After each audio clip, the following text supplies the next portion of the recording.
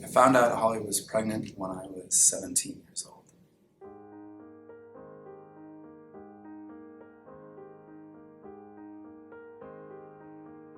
We were nervous, scared, probably mostly because we knew we had to tell our parents.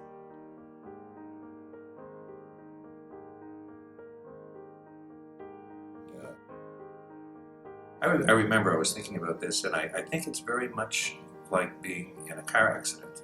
All of a sudden, you've lost control of your car, you're spinning around the highway, you don't know what's going to happen for a few minutes, a few seconds, and you're just kind of holding on, trying to make sure the world is still there, and then the car comes to a rest, and you look around and kind of say, okay, what's going on now?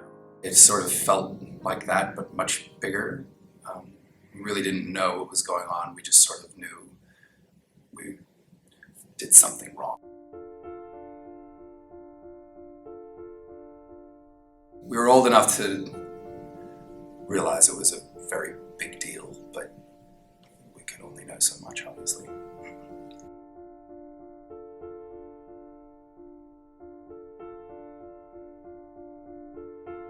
The idea of having a child, giving the child away and never seeing the child again, not thinking about it from anybody's point of view but our own at that point, seemed unimaginable.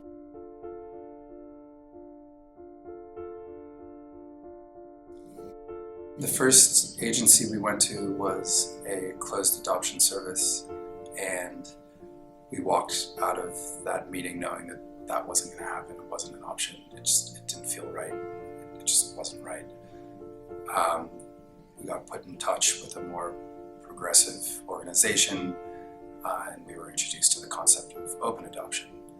And even though we had no idea what that meant at the time, it certainly wasn't as scary as a closed adoption. And by the end of our first meeting, we started to feel like things were in control by at least somebody. We felt like we were in good hands. We felt that we were with people who had a plan and knew what they were doing and had done this before. The agency took a while to get to know Holly and I. We had a bunch of meetings. I don't remember exactly, 5 or 6 different times where we would go in and just talk. And eventually they gave us a bunch of portfolios of prospective parents, I suppose, adoptive parents, but just people that they chose for us after getting to know us. And from then on, there was no influence at all. We just they encouraged us to take as much time as we wanted and to pick the adoptive parents that we wanted to meet. We chose a couple named Jim and Dale. All we had to go on was their pictures and their interests. They looked really nice. They had a dog. They both valued music, which both Holly and I loved. It was tough to choose. They all looked good. They did a nice job. I still can remember what some of the other adoptive parents looked like. It seemed natural and easy. That's not true. It seemed obvious that Jim and Dale were the right set of parents for us to choose. It was really intense when we first met. It was really intense. And again, none of us had a frame of reference for what this was going to be like, but we all meant well right from the beginning, I think. We all hugged. We all cried, including Jim the dad, who probably cried the most. And they had brought pictures of them through the years to give us a sense of who they were. And it made such a difference in the way I think both Bob and I felt about this adoption. We felt so much better about it. We started meeting outside of the agency. This is all during Holly's pregnancy. We went out for picnics. We weren't seeing each other every weekend. It was probably a good handful of times that we saw each other, maybe 6 or 7, maybe.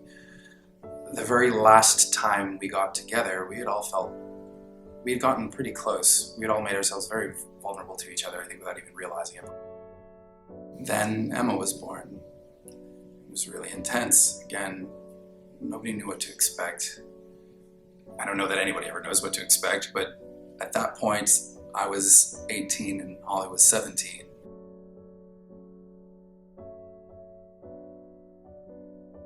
The time came when it was time for Holly and I to leave the hospital. Just another thing on the list of stuff we were not prepared for, because how could you be prepared for something like that?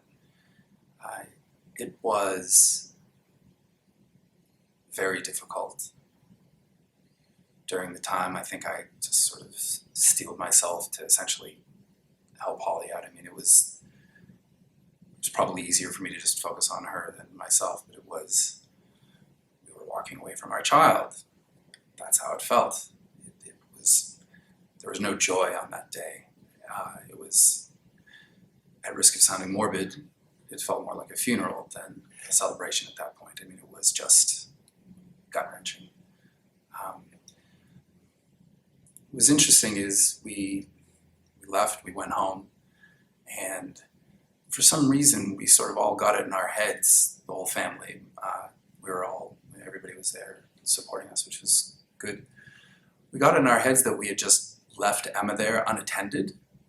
I don't know that any of us were thinking clearly that day, but we just were thinking, did we tell anybody we were leaving? And we thought Emma was just sitting there because Jim and Dale, we didn't wait for them to come and actually hand Emma over. That wasn't part of our arrangement. We were leaving and then they were going to come. So during that, we got home and we were all worried and God knows what else. So my dad went back to the hospital to make sure Emma was okay. It was good because he did that and he came and he got there, and this was totally unplanned, and I have no idea if it was okay with Jim and Dale. I trust it was, but he got there and he saw Jim and Dale and he said they were in tears and they were overjoyed, and it was this amazing thing. He came back and told us and was happy. He was I think being joyful as much for our benefit as for anything, and it was joyful. And having that moment was just, it was no longer a funeral. It was, we were devastated, but it was a celebration, and at least at some level we knew that. But just, I'm thinking about this so much more clearly now than I was then. There's no way I was thinking all of those thoughts exactly like that, but I know that when he came back and told us that story, all of a sudden, I started to feel better.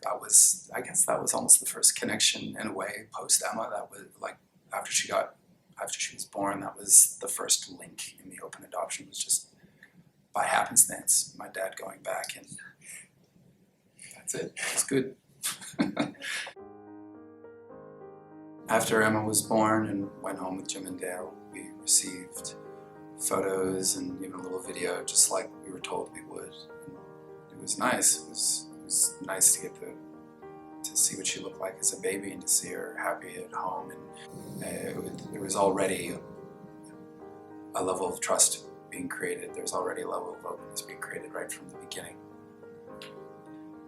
The first time we met them after Emma was born, we don't remember exactly, but based on the pictures, she was probably 3 or 4 months old, and it was at the agency. We didn't know Jim or Dale's last name at this point. We didn't know where they lived. There was definitely still a level of protection, I guess, set up.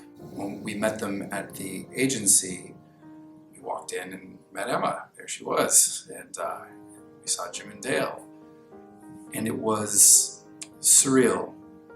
We'd seen pictures of Emma. She had big cheeks. She just didn't look like what I expected or what Holly expected, despite seeing pictures of her. But I don't know what we expected. But it was really, you could almost compare it to the very first time we met. It was that sort of level of intensity. But we got through it. And the next 18 years just got easier and better, and every time we met, we were building on the trust, building building on our relationship. It was all, natural is probably not the right word, but everything happened as it should. We were all very patient, and we just let things happen when they felt right. Eventually they told us their names. Eventually they had us over to their place, which was a significant event. We would all get together once a year for at least one big family event. Eventually I moved across the country, but would come back and visit a few times a year. And eventually I started staying with them when I was in town for at least a night, having a sleepover. But it was all based on trust, and it was all earned trust and mutual respect for each other. I never got confused. I can't say I was exactly clear, but I never got confused about if Emma was my daughter. She was my birth daughter, and they were her parents. And same with Holly. She had a very hard time in the beginning. She had a harder time than I did in the beginning. But the rest is history. It's such a cheesy way to say it. Emma is 18 and about a few weeks off from graduating high school, which is pretty amazing. She's always been a kind of rock in a way for all of us. She's always been happy. She's always received a fantastic amount of love from everybody. She's always known who she is right from the beginning. When she was a baby, there was a picture of Holly and I in her room. To the best of my knowledge, there was never a moment that she had to be sat down and told you were adopted. She just knew she was adopted like you know anything. They had the books and all that, but it was just something that she had grown up with. And not only did she grow up with it, it was very positive. We all loved her and showed it. It was great. She is one of the most confident people I know. She still is such a power source for me. Just when I talk to her, I just continually feel reassured that we did the right thing, I guess, and just that everything was for the best, truly for the best. What I appreciated the most about Jim and Dale, Emma's adoptive parents, and what I still appreciate, was their willingness to allow me to be part of Emma's life. A child can never have too much love